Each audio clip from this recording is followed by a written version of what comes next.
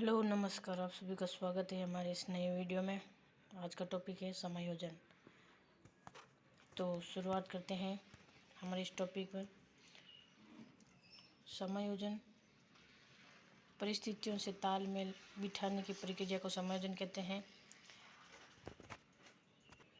Video को आगे बढ़ने से पहले चैनल को लाइक, कमेंट और सब्सक्राइब जरूर करें।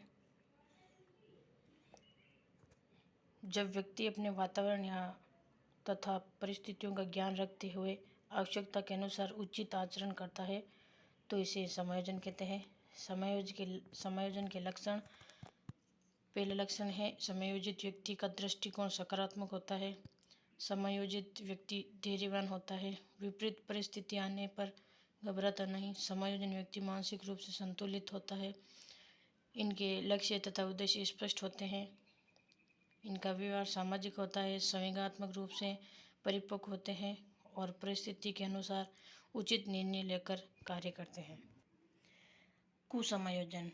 कुसमायोजन का अर्थ है जब व्यक्ति की आवश्यकताएं असंगत होती हैं एवं वातावरण द्वारा उन आवश्यकताओं की पूर्ति की अनुमति नहीं दी जाती है तो व्यक्ति कुसमायोजित का शिकार होता है।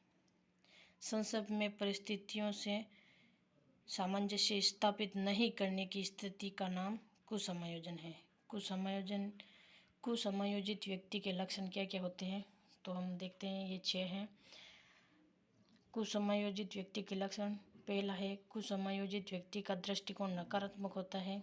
दूसरा है कुसमायोजित व्यक्ति धैर्यहीन होता है। तीसरा है कुसमायोजित व्यक्ति मानसिक रूप से असंतुलित होता है।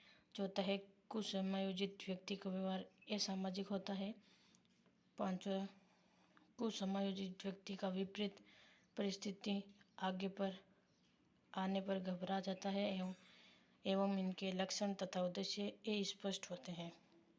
छठा है कुसमायोजित व्यक्ति विभिन्न मानसिक रोगों का शिकार हो जाता है। फिर है मानसिक रोग।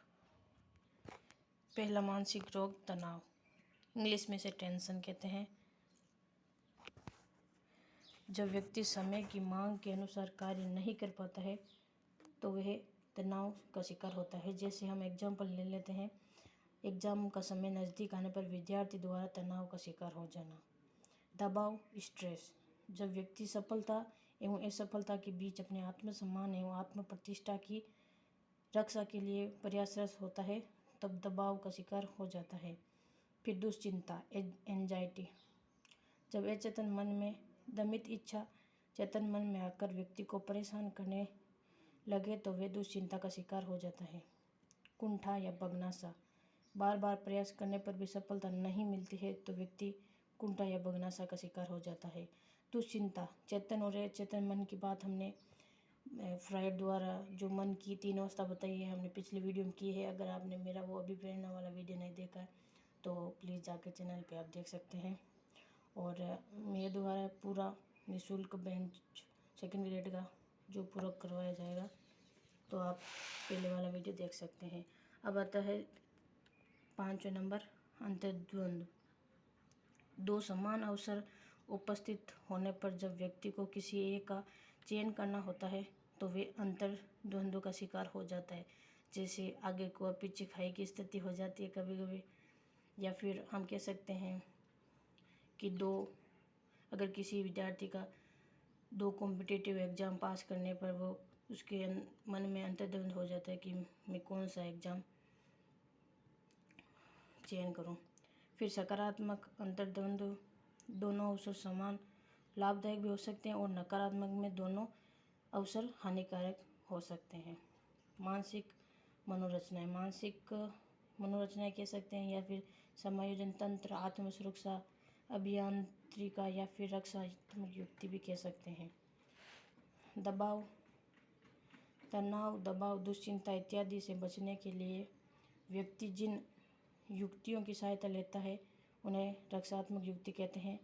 ये व्यक्ति द्वारा निर्मित काल्पनिक रचनाएं होती है जिनका वास्तविकता से अधिक संबंध नहीं होता है। प्रत्यक्ष उपाय है बाधाओं को दूर करना, अन्य मार्ग खोजना, लक्ष्यों का प्रतिस्थापन और समझौतावादी उपाय, पलायनवादी व्यवहार, विश्लेषण व निर्णय। अप्रत्यक्ष व्यवहार या उपाय है दमन। जब व्यक्ति अतृप्त इच्छाओं तथा आकांक्षाओं को अचेतन मन में दमित करके समायोजन स्थापित करता है तो इसे दमन कहा जाता है। और कल्पना प्रवाह या दिव्य स्वप्न। कल्पना प्रवाह या दिव्य स्वप्न की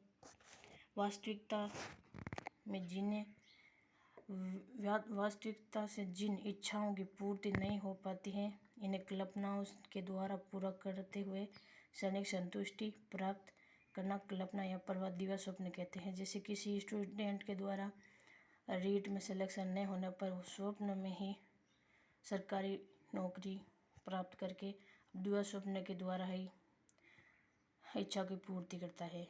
प्रक्षेपण।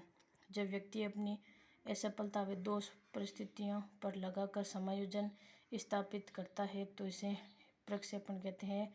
जैसे नाच न जाने आंगन टेढ़ा। औचित्य स्थापना, युक्तिकरण, तार्किकरण।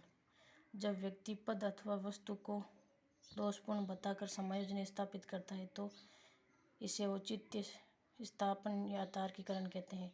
जैसे अंगूर खट्टे हैं। विस्थापन।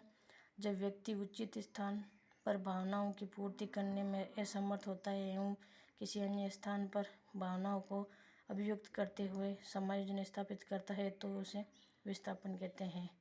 फिर प्रत्यागमन। जब व्यक्ति अपनी पूर्ण परिस्थिति में लौटकर समायोजन स्थापित करता है तो इसे प्रत्यागमन कहते हैं। तादात्म्यकरण। जब व्यक्ति अपना अस्तित्व भूलकर किसी और के गुण अथवा दोषों को अपनाकर समायोजन स्थापित करता है, इसे तादात्म्यकरण कहते हैं। शोधन या मार्गांतरीकरण, उदात्तीकरण। जब व्यक्ति समाज द्वारा अमान्य प्रवृत्तियों को मान्य प्रवृत्तियों में परिवर्तित करके समायोजन स्थापित करता है तो इसे मार्गांतरीकरण या उदात्तीकरण कहते हैं। समायोजन के क्षतिपूरक उपाय। प्रत्यक्ष और अप्रत्यक्ष दो प्रकार के। प्रत्यक्ष उपाय जिस क्षेत्र में कमजोर हो उसके लिए प्रयास करना।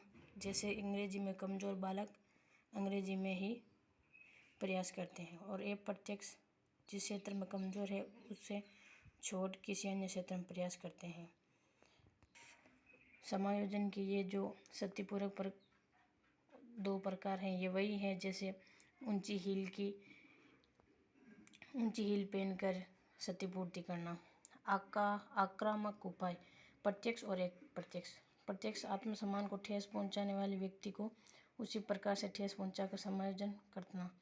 अप्रत्यक्ष उपाय किसी अन्य माध्यम से ठेस पहुंचाकर समायोजन करना।